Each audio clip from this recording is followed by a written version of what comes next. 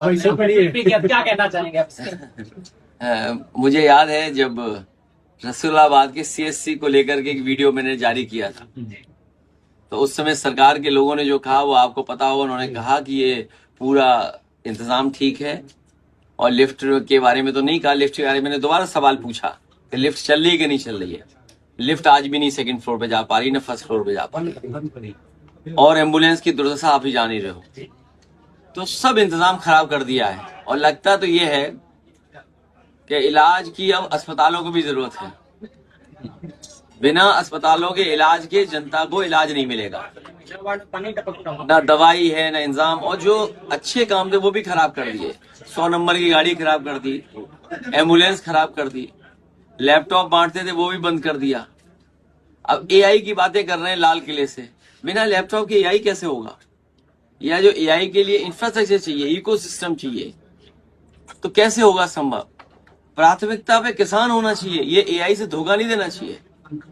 AI हमारी मदद कर सकता है किसानों की, कि भाई बीमारी कौन सी आने वाली है फसल में, या मौसम में कितना बदलाव आएगा, पानी कब बरसेगा, ये सब चीजें मदद कर सकती है। एआई से और टेक्नोलॉजी से हमें ये फसल के बारे में जानकारी मिल सकती है, रिसर्च में मदद मिल सकती है। लेकिन सरकार को कम से कम किसानों की पैदावार की कीमत तो देनी चाहिए। नहीं एआई से डराने लगेंगे, उलझा देंगे लोगों को। आगामी सर 2027 का चुनाव लगा हुआ है। मेजर जितेंद्र पार्टी के साथ और फौज के लोगों के बीच में, और कई फौजी साथी जो रिटायर हो गए हैं, उनकी समस्याओं को लेकर के, और पार्टी से कैसे फौज के लोग जुड़े, उनकी समस्याओं का कैसे समाधान हो, लगातार मेजर साहब उसमें काम करते रहे हैं। आज जब उनके बेटे, वो भाई नहीं है बीच में हमारे, इनके परिवार के इस शोक के कार्यक्रम में मैं शामिल होने आया हूं। उनके परिवार के सदस्य हमारे साथ हैं, तो इस दुख के कार्यक्रम में मैं शामिल होने आया हूं। और हमारे पत्रकार साथी ने जो पूछा है, आज 15 अगस्त है, स्वतंत्रता दिवस आज पूरा देश मना रहा है। आज के दिन लाल किले से अपना पुराना ट्रैक रिकॉर्ड और भविष्य में किस दिशा में जाएंगे, वो बातें सरकार की तरफ से आती हैं। मैं अपने कानपुर देहात और खासकर रसूलाबाद और आसपास के क्षेत्र के लोगों को और उत्तर प्रदेश के लोगों को ये बता सकता हूं, कह सकता हूं कि समाजवादी सरकार बनने पर सबसे ज्यादा प्राथमिकता पे किसान होगा, गरीब होंगे और गांव में रहने वाले लोग होंगे।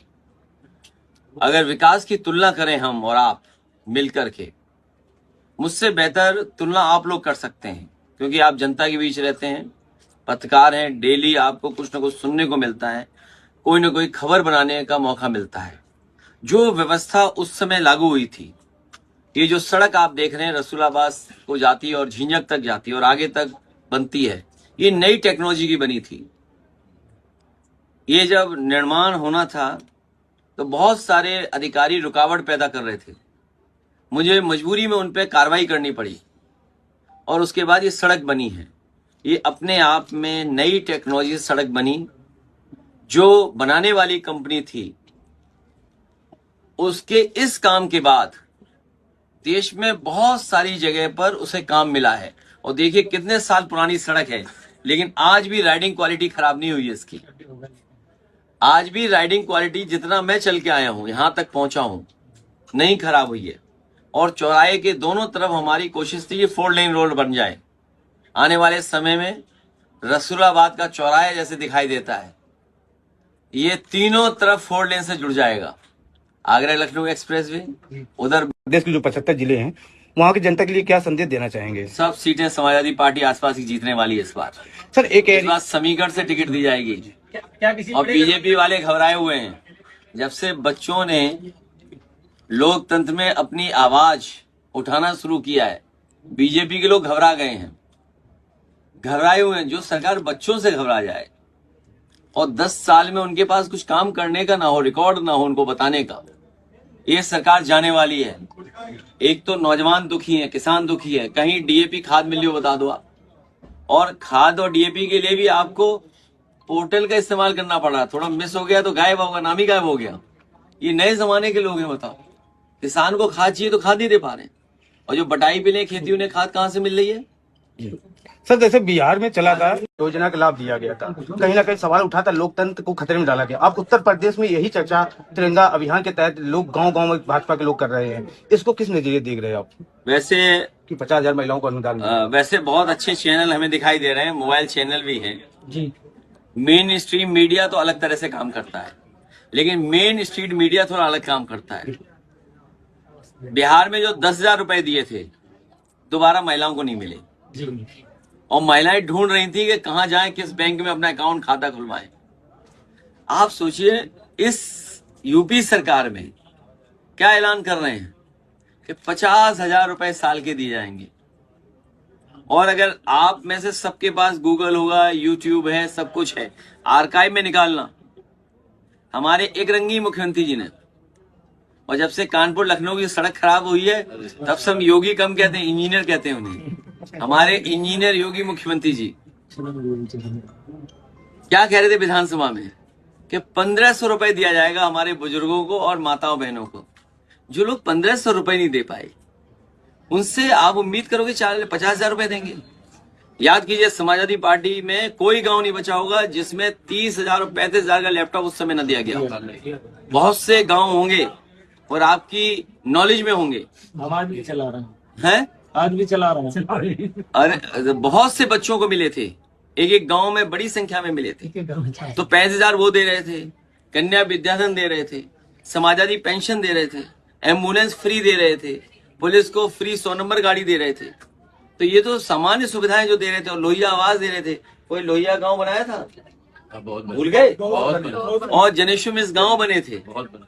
यहाँ तो बने होंगे रसूलाबाद में कम से कम 100 बने। और नहीं, हमारा कहना मत कहो,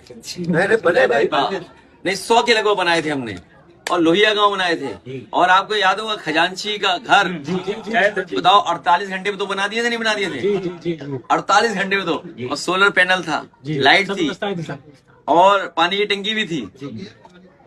मैं आपको भरोसा दिलाता हूं कि समाजवादियों को जनता मौका देगी तो किसानों को सुविधा और नए तरह से विकास करके दिखाएंगे।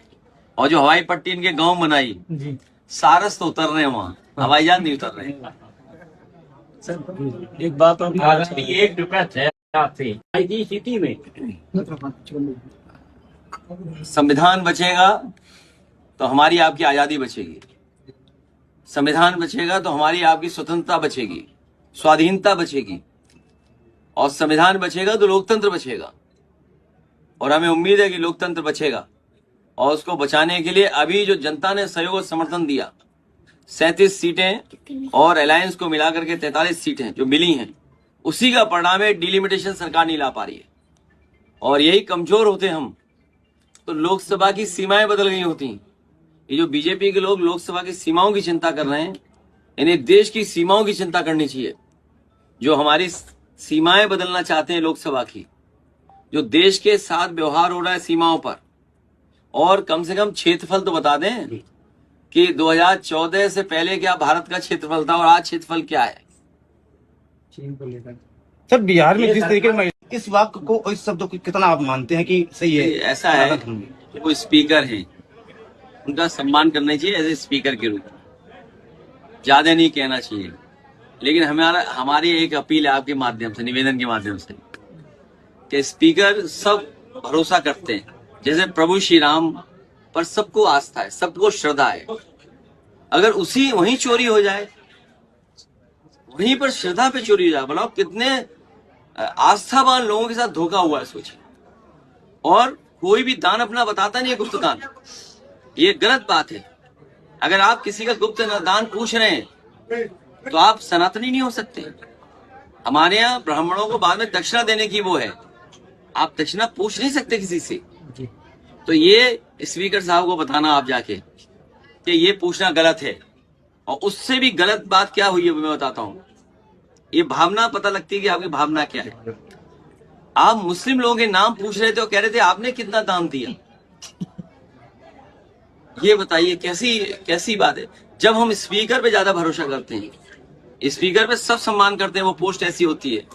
इसलिए हमारा निवेदन और अपील है, और जब कभी व्यक्तिगत रूप से मिलेंगे तो मजबूरियां हो सकती हैं, लेकिन इस तरह की भाषा और व्यवहार नहीं हो सकता। क्या आप मुस्लिम लोगों से पूछे कि आपने चंदा क्या दिया है? और ये दो जो गठबंधन अभी है, उसी गठबंधन को और मजबूत करेंगे और समीकरण बना करके चुनाव लड़ेंगे। और इधर तो सब लोग जुड़ रहे हैं पार्टी से, बड़ी संख्या में लोग जुड़ रहे हैं। आरोप ये लग रहा है कि पीडीए में आपका हर बार ए का मतलब बदल जाता है, ये आरोप लगती है, बता दीजिए। ये जो नाज समझ लोग हैं, जानते ही नहीं है। पीडीए पिछड़ा, दलित, अल्पसंख्यक, माइनॉरिटी जिसमें आधी आबादी मुसलमान भाई। जी जी। पंडित जी का शॉर्ट फॉर्म पीडी, क्या गलत है इसमें बताओ? जी फिर क्या बात है भाई? अगर कोई अन्याय हो रहा है, जैसे बुलडोजर चल गया और माँ बेटी की जान चली गई, तो बताओ उनके साथ नहीं खड़े होंगे हम? जो पीड़ा में है, जो दुखी है, जो अपमानित हो रहा है, जिसको न्याय नहीं मिल रहा है, वो कोई हो, हम उसके साथ हैं। पीड़ा बढ़ेगी तो पीड़े बढ़ेगा। अब मान लीजिए गाड़ी पलट गई, भाई ठीक है गाड़ी पलट गई, लेकिन पलटी कैसे ये बताओ ना। भाई गाड़ी पलट गई, तुम में से कितनों को भरोसा है? तुम तो पड़ोसी हो, बताओ भाई, तुम तो पड़ोसी हो। जी जी। ये गाड़ी पलटी की पलटाई है, सब जानते हैं ये बात। लास्ट सवाल तो भाई जांच तो बनती है ना इसमें।